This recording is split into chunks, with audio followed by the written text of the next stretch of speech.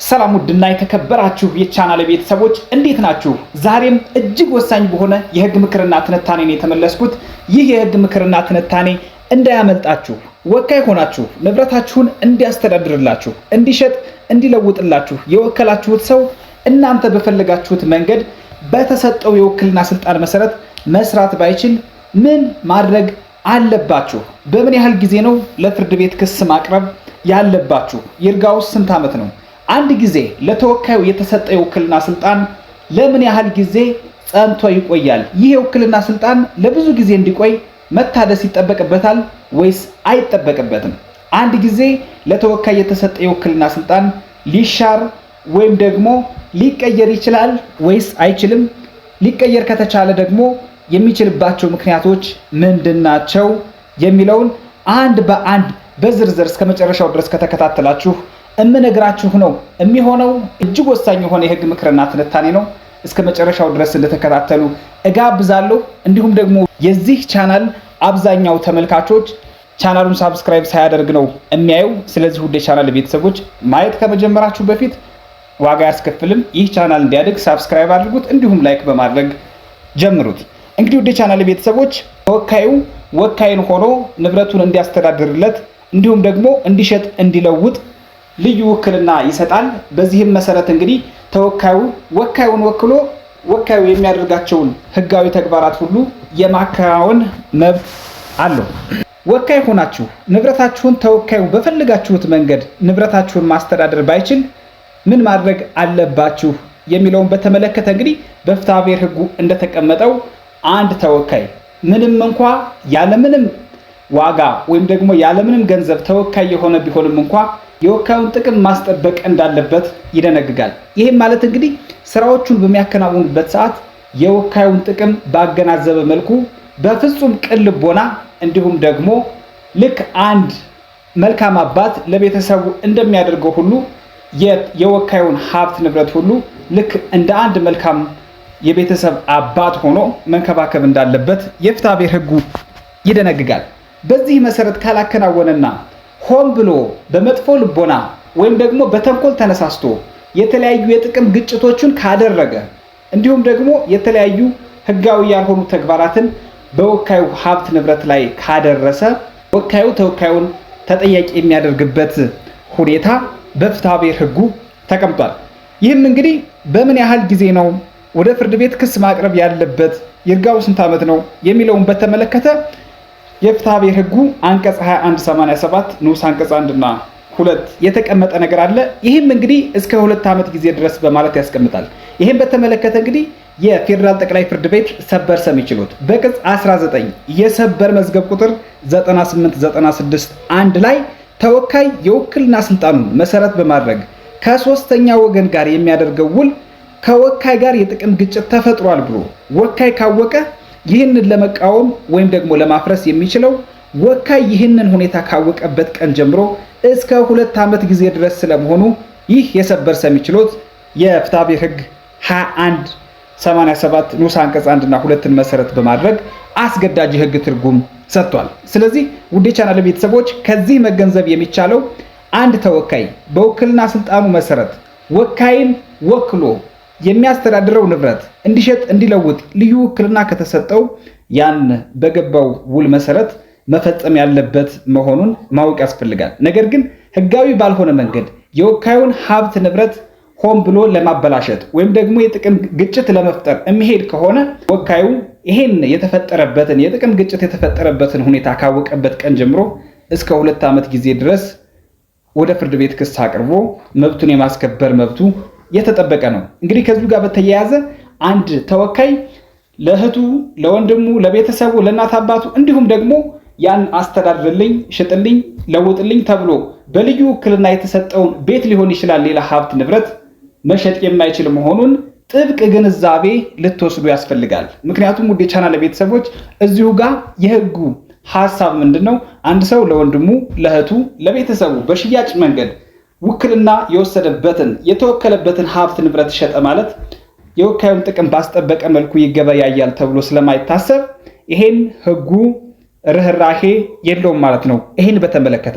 ስለዚህ እንደዚህ አይነት ግጭት ከተፈጠረ ወይም ደግሞ ሽጥልኝ ለውጥልኝ ተብሎ የተሰጠውን ቤት ለራሱ ከራሱ ጋር ውር አድርጎ ለራሱ ካደረገ ወይም ደግሞ ለቤተሰቦቹ የሚሸጥ ከሆነ ወካዩ ይሄን ሁኔታ ካወቀበት ጀምሮ እስከ 2 ዓመት ጊዜ ውስጥ ለፍርድ ቤት ክስ በማቅረብ መብቱን ማስከበር ይችላል ማለት ነው።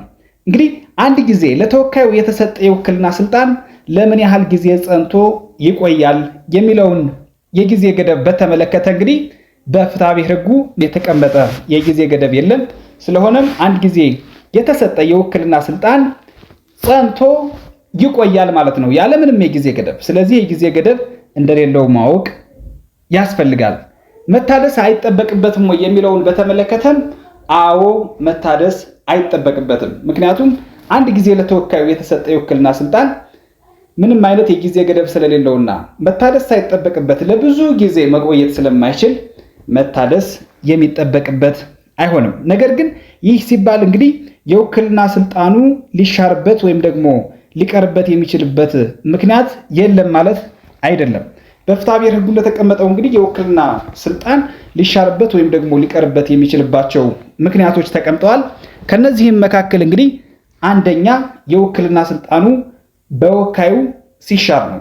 ይሄም ማለት እንግዲህ የውክልና ስልጣኑ ወካዩ ምንም አይነት ምክንያት መስጠት ሳያስፈልግ ከዛሬ ጀምሮ የሰጠውህን የውክልና ስልጣን ሽሬዋለሁ ብሎ ሄዶ ለሱ ምንም አይነት እውቅና መስጠት ሳያስፈልግ ምንም አይነት ፈቃድን መጠየቅ ሳይጠበቅበት ተወካዩን ሄዶ ከሚመለከተው አካል ዘንድ ይህን የውክልና ስልጣን ማስወረድ ይችላል ማለት ነው። እንግዲህ ወደ ቻናል ቤተሰቦች ይሄን ሲያደርግ ምንም አይነት የተወካዩን ፍቃድ ወይም ደግሞ እውቅና አይጠይቅም ማለት ነው።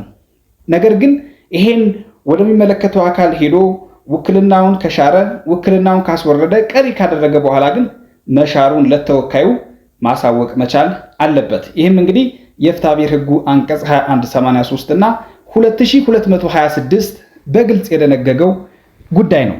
ስለዚህ የውክልና ስልጣኑ በወካዩ ሲሻር የውክልና ስልጣኑ እዛጋ ይቀራል፣ እዛጋ እንደተሻረ ተቆጥሮ ቀጣይነቱ ይቋረጣል ማለት ነው። በሁለተኛ ደረጃ ውክልና ሊሻርበት ወይም ደግሞ ሊቀርበት የሚችልበት ምክንያት ተወካዩ የውክልና ስልጣኑን ከተወ ነው። እንግዲህ ወካዩ ያለምንም ምክንያት የውክልና ስልጣኑን እንደሚያቋርጥ ወይም ደግሞ እንደሚሽር ሁሉ ተወካዩም የውክልና ስልጣኑን የመተው መብት አለው። ነገር ግን ውድ የቻናል ቤተሰቦች እዚሁ ጋር የምንለየው ተወካዩ የውክልና ስልጣኑን ሲተው ለወካዩ ማሳወቅ መቻል አለበት። ይህም እንግዲህ የፍትሐብሔር ሕጉ 2229 ላይ በግልጽ የደነገገው ጉዳይ ነው። በሶስተኛ ደረጃ የውክልና ስልጣን ቀሪ ሊሆን የሚችልበት ምክንያት ወካይ ወይም ደግሞ ተወካይ ከሁለት አንዳቸው በሞት ከተለዩ ነው። እንግዲህ ወካይ በሞት ከተለየ የወከለው ግለሰብ እሱ ስለሆነ ያ የውክልና ስልጣን ቀሪ ይሆናል። እንዲሁም ደግሞ ተወካይ ከሞተ ያው የተወከለው ሕጋዊ ተግባሩን ወካይን ተክቶ የሚያስተዳድረው ንብረቱን የሚሸጥ የሚለውጠው እንዳጠቃላይ ስራዎቹን ሁሉ ወካይን ወክሎ የሚሰራው እሱ ስለሆነ እሱ በሞት ከተለየ የውክልና ስልጣኑ እዛ ጋር ቀሪ ይሆናል ወይም ደግሞ ይሻላል ማለት ነው። ይህን በተመለከተ እንግዲህ ወካይ ከሞተ የውክልና ስልጣኑ እንደሚሻር ወይም ደግሞ ቀሪ እንደሚሆን የፍትሐብሔር ሕጉ 2232 እንዲሁም ደግሞ 2182 በግልጽ የደነገገው ጉዳይ ነው። የተወካይ መሞትን በተመለከተ ደግሞ 2230 በግልጽ የደነገገው ጉዳይ ነው። በአራተኛ ደረጃ የውክልና ስልጣን ሊሻር ወይም ደግሞ ሊቀር የሚችልበት ምክንያት የውክልና ስልጣኑ የተገኘው በውል ከሆነ ነው። እንግዲህ ወደ ቻናል ቤተሰቦች የውክልና ስልጣን በሁለት አይነት መንገድ ሊገኝ ይችላል። የመጀመሪያው በውል ሲሆን፣ ሁለተኛ ደግሞ በሕግ ነው። በፍትሐብሔር ሕጉ እንደተደነገገው በዚህ በተደነገገው አግባብ የውክልና ስልጣን ሊገኝ ይችላል። ነገር ግን የውክልና ስልጣኑ የተገኘው በውል ከሆነ ውል ደግሞ በተዋዋዮቹ መካከል እንደ ሕግ ሆኖ ስለሚያገለግል በፍትሐብሔር ሕግ ቁጥር 1731 መሰረት የተዋዋይ ወገኖች ወይም ደግሞ ወካይና ተወካይ እስከዚህ ጊዜ ድረስ ጸንቶ ይቆያል፣ በዚህ ጊዜ ቀሪ ይሆናል፣ ይሻራል ብለው በተዋዋሉበት መሰረት የውክልና ስልጣኑ ውሉ ላይ በተቀመጠው የጊዜ ገደብ መሰረት የሚቋጭ ይሆናል። የውክልና ስልጣኑ የተገኘው ከምን ከሆነ ከውል የመነጨ ከሆነ ይህም እንግዲህ የፍትሐብሔር ሕጉ አንቀጽ 2181 የደነገገው ጉዳይ ነው። ሌላው እንግዲህ ችሎታ የሌላቸው ሲሆን ነው።